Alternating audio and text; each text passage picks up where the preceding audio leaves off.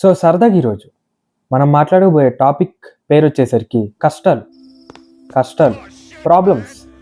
ఈ వీడియో వచ్చేసరికి మా జనరేషన్ వాళ్ళకి అంకితం చేద్దాం అనుకుంటున్నా.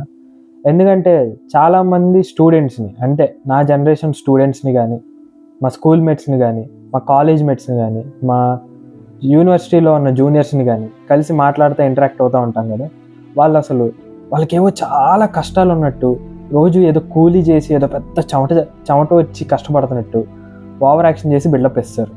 అక్కడ ఏం కష్టాలు ఉండవు, జస్ట్ మెంటల్గా ఏదో ఫీల్ అయిపోతారు. వాళ్ళకి ఏవో కష్టాలు ఉన్నట్టు, ఏవేవో చూసేసినట్టు, ఏందో అయిపోయినట్టు, అంత మెంటల్గా ప్రెషర్ తీసుకొని ఏవో కష్టాలు ఉన్నట్టు పక్కన నుండి సాగుపడుతూ ఉంటారు.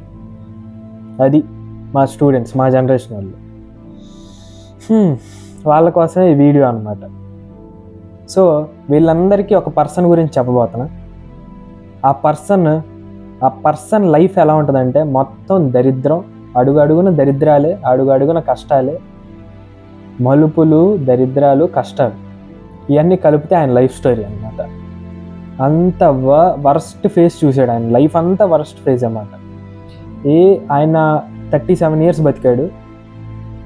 ఈ 37 yearsలో ఆయన ఏ ఒక్కరోజు కూడా హై మూమెంట్ చూసిందే లేదు. ఎప్పుడు డిప్రెస్డ్గానో, లేకపోతే మెంటల్ హాస్పిటల్లోనో, లేకపోతే డబ్బులు లేక పెయింటింగ్లు గీసుకుంటా ఇలా ఉండేవాడు అన్నమాట. ఈయన పేరు వచ్చేసరికి విన్సెంట్ వ్యాన్ గో అన్నమాట. ఈయన ఇప్పుడు ప్రజెంట్ మనం గూగుల్కి వెళ్ళి విన్సెంట్ వ్యాన్ గో అని సెర్చ్ చేస్తే one of the famous and greatest painters of all టైంలో ఈయన ఒక ఆయన. ఈయన పెయింటింగ్ ఇప్పుడు వచ్చి ఒక $90 to $100 million అమ్ముకుంటారు. అంత బిడ్డింగ్ చేసి అమ్ముతూ ఉంటారు, బిడ్డింగ్ చేస్తారు. అంత వాల్యూ ఉన్న పెయింటింగ్స్ ఈయన గీసాడు. బట్ ఆయన గీసినప్పుడు, ఆయన బతికున్నప్పుడు ఒక 10 years స్పాన్లో 27 years ఏజ్ అప్పటి నుంచి స్టార్ట్ చేశాడు పెయింటింగ్ వేయటం. 37 yearsకి చనిపోయాడు. సో ఈ 10 ఏళ్ల గ్యాప్లో ఒక 2000+ పెయింటింగ్స్ గీసి ఉంటాడు. ఒకే ఒక పెయింటింగ్ అమ్మగలిగాడు అంతే, అది కూడా $400. మిగతా పెయింటింగ్స్ని ఎవరు గుర్తించలేదు, ఎవరు వాల్యూ చేయలేదు, సరిగ్గా డబ్బులు ఉండేవి కావు. ఆయన ఒక పక్కన ఆయన పెయింటింగ్స్ అమ్ముడుపోవట్లే ఆయన బాధ.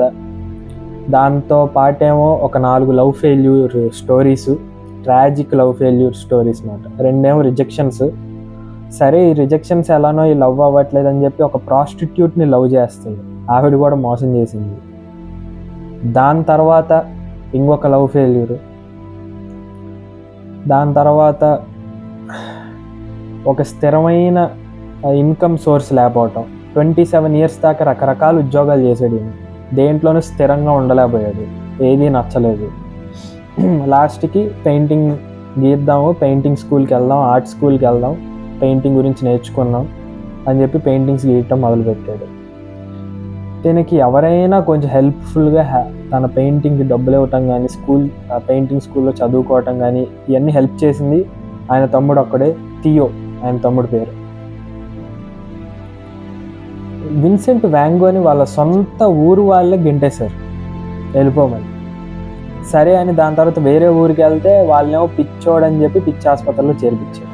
ఆ పిచ్చి ఆసుపత్రిలో ఉన్నప్పుడు లాస్ట్ 2-3 years, చనిపోయే ముందు లాస్ట్ 2-3 years అప్పుడు, ఆయన లాస్ట్ 2-3 yearsలో ఇంకా చనిపోతున్నాడు అన్నప్పుడు విపరీతమైన పెయింటింగ్స్ గీశాడు.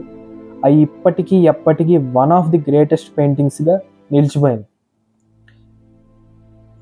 సో జీవితం అంతా బాధలు, దరిద్రాలు, కష్టాలు, సరిగ్గా తినకపోవటం, ఆరోగ్య సమస్యలు, రిజెక్షన్స్, లాస్ట్కి ఒక ఫెయిల్యూర్గానే చనిపోయాడు.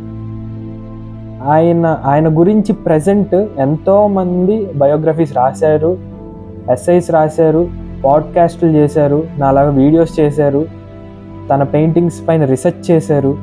బట్ వాటిల్లో ఏ ఒక్క సక్సెస్ని కూడా కనీసం చూడకుండానే వెళ్ళిపోయాడు.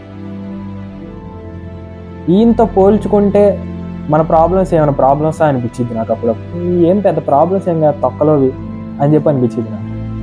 సో గుర్తుంచుకోండి, మనవి పెద్ద ప్రాబ్లమ్స్ కాదు ఇంత పోల్చుకుంటే.